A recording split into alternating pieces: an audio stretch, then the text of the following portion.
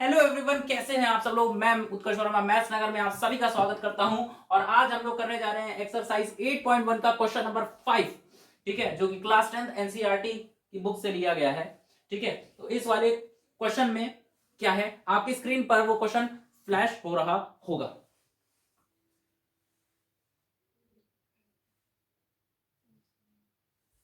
हाँ, तो sec theta आपको 13/12 दिया हुआ है। सेक थीटा जो आपको दिया हुआ है वो 13/12 आपको दिया हुआ है। और बाकी सारे ट्रिग्नोमेट्रिक रेशियोज आपको फाइंड आउट करने हैं।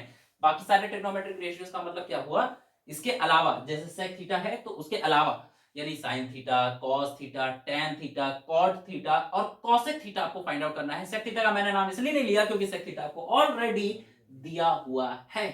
ठीक है, तो आपको क्या करना है, सेक थीटा निकालना है। तो अब आप जानते हो भाई ये सेक थीटा है ना, तो ये क्या है, ये तो एक रेशियो है। ये क्या है, ये तो एक रेशियो है। तो इसका मतलब क्या हुआ, यहां पे हो सकता है कुछ ना कुछ कट गया होगा।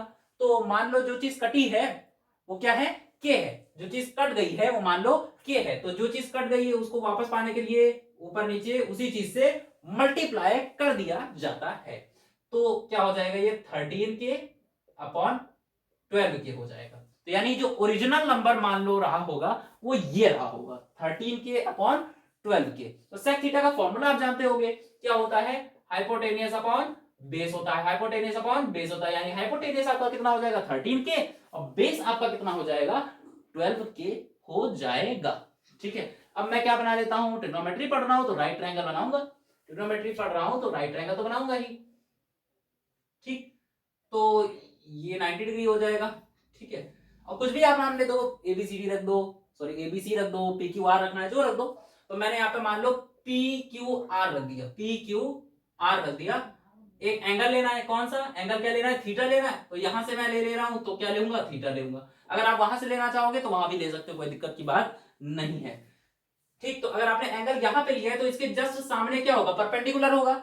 इसके जस्ट सामने परपेंडिकुलर होगा। ये उसके नीचे वाला क्या होगा, बेस। हाइपोटेनस को आप जानते हो, टेढ़ी वाली जो लाइन होती है वो आपकी हाइपोटेनस हो जाती है। ठीक है, तो ये आपको हाइपोटेनस मिला हुआ है 13 के।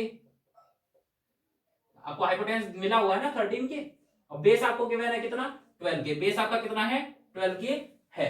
अब आपको क्या निकालना है, परपेंडिकुलर निकालना है। तो परपेंडिकुलर निकालने के लिए क्या करेंगे, फिर वही पाइथागोरस थ्योरम लगाएंगे। क्या होता है, H square is equal to P square plus B square. ठीक है, H square is equal to P square plus B square. तो हाइपोटेनस इस बार आपके पास है, हाँ कितना है 13 के, कितना है 13 के, उसका स्क्वायर कर लो। परपेंडिकुलर आपके पास है, परपेंडिकुलर आपके पास है, परपेंडिकुलर मेरे पास नहीं है। परपेंडिकुलर मेरे पास नहीं है। बेस मेरे पास है, हाँ बेस मेरे पास है, कितना है 12 के। उसका भी स्क्वायर करना पड़ेगा फिर से, है ना। 13 के का स्क्वायर करोगे कितना हो जाएगा, 13 के। 13 का स्क्वायर कितना होता है, 169 होता है। करके देख लो आप, करके देख लो, कॉपी पेन लेके बैठे हो ना। हाँ ठीक है, तो 169 के का स्क्वायर करो, के स्क्वायर हो जाएगा इज इक्वल टू परपेंडिकुलर का स्क्वायर आप जानते ही, परपेंडिकुलर नहीं जानते। ठीक है, प्लस में 12 के की बात करो तो 12 का स्क्वायर करेंगे कितना हो जाएगा, 144 हो जाएगा।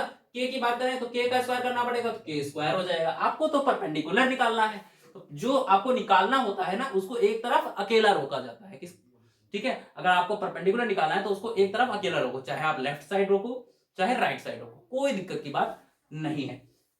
ठीक, तो आपको क्या निकालना है, परपेंडिकुलर निकालना है। ठीक है, तो इसको इधर ले आओ, इसको इधर ले आओ। ठीक है, तो क्या हो जाएगा 169 के स्क्वायर पहले से है, ये 144 इधर आ जाएगा, माइनस का 144 के स्क्वायर हो जाएगा, इक्वल टू में परपेंडिकुलर का स्क्वायर पड़ा रह जाएगा। 169 और 144 के स्क्वायर दोनों सेम वेरिएबल है, हाँ सेम पावर है, हाँ। तो 169 में से 144 आप माइनस कर दोगे तो कितना आएगा, 169 में से 144 माइनस करोगे, करके देख लो। 9/4 हो जाएगा 5, तो 6/4 जाएगा 25 हो जाएगा ना। 25 is equal to P square आ गया है ना। इसको मैं ऐसे भी लिख सकता हूं, P square is equal to 25। आगे पीछे लिख देंगे, कोई दिक्कत की बात नहीं है, ऐसा हम कर सकते हैं। ठीक है, अब हमें यहां से स्क्वायर हटाना है, यहां से मुझे स्क्वायर हटाना है, तो कैसे हटाऊंगा, रूट चलाऊंगा। ठीक, क्योंकि भाई मुझे पी स्क्वायर नहीं चाहिए, मुझे पी चाहिए। तो यहाँ पे क्या हो जाएगा, ये हो जाएगा मेरा p इज इक्वल टू 25 की बात करूं, रूट 25, 25 रूट खोल लेगा, हाँ क्या आ जाएगा 5 आ जाएगा, है ना। सॉरी यहाँ पे के स्क्वायर भी लगेगा, है ना। हाँ, तो 25 बाहर आ जाएगा, हाँ क्या हो जाएगा 5 हो जाएगा। अब के स्क्वायर की बात करो, के स्क्वायर की बात करो, के स्क्वायर के आ जाएगा भाई, 2 के हैं, पेयर बना के आ जाएंगे ना बाहर, के हो जाएगा, है ना। तो p इक्वल्स टू क्या हो जाएगा 5k हो जाएगा। तो परपेंडिकुलर आपका कितना आ गया 5k आ गया। अब आपको क्या क्या निकालना है, सेक थीटा आपके पास ऑलरेडी था, अब आपको साइन कॉस टैन कॉट और कॉसेक थीटा फाइंड आउट करके बताना है, ठीक है।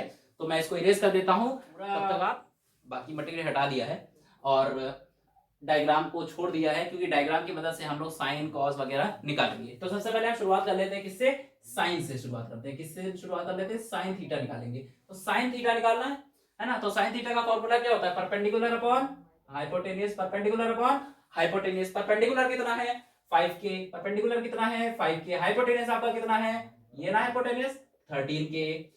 तो अब k से k कट जाएगा तो क्या हो जाएगा 5/13 हो जाएगा, यानी आपका जो साइन थीटा आ रहा है वो कितना आ रहा है 5/13 आ गया, ठीक। अब आपको क्या निकालना है, cos थीटा निकालना है। अब आपको क्या निकालना है, cos थीटा निकालना है, cos थीटा निकाल लेंगे। cos थीटा का फॉर्मूला बताओ, बेस अपॉन हाइपोटेनियस। क्या होता है, बेस अपॉन हाइपोटेनियस होता है। अब बेस बताओ कितना है 12k है, बेस कितना है 12k है, हाइपोटेनियस कितना है, ये आपका हाइपोटेनियस, ये हो गया 13k, k से k कट जाएगा, आपका आंसर क्या आ जाएगा 12/13 आ जाएगा। cos थीटा भी आ गया 12/13।